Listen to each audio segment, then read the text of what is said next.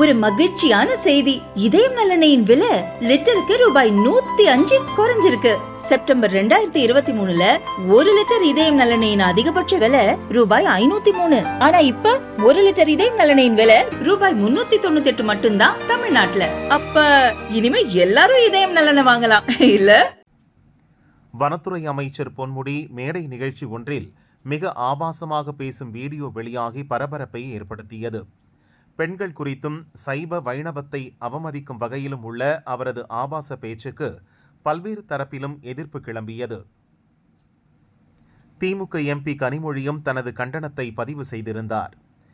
எதிர்ப்பு வலுத்துள்ள நிலையில் பொன்முடியின் திமுக துணை பொதுச் செயலாளர் பதவியை பறித்து முதல்வர் ஸ்டாலின் உத்தரவிட்டுள்ளார். ஆனாலும் அவரை அமைச்சர் பதவியிலிருந்தும் நீக்க வேண்டும் என்று நெட்டிசன்கள் பதிவிட்டு வருகின்றனர்.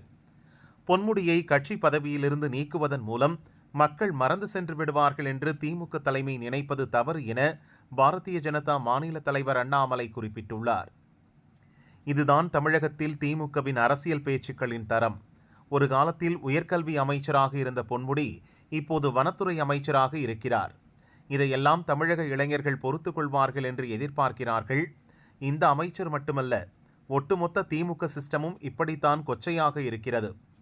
இப்படி ஒரு அவமானகரமான கூட்டத்தை வழிநடத்தும் முதல்வர் ஸ்டாலின் வெட்கி தலைகுனிய வேண்டும்.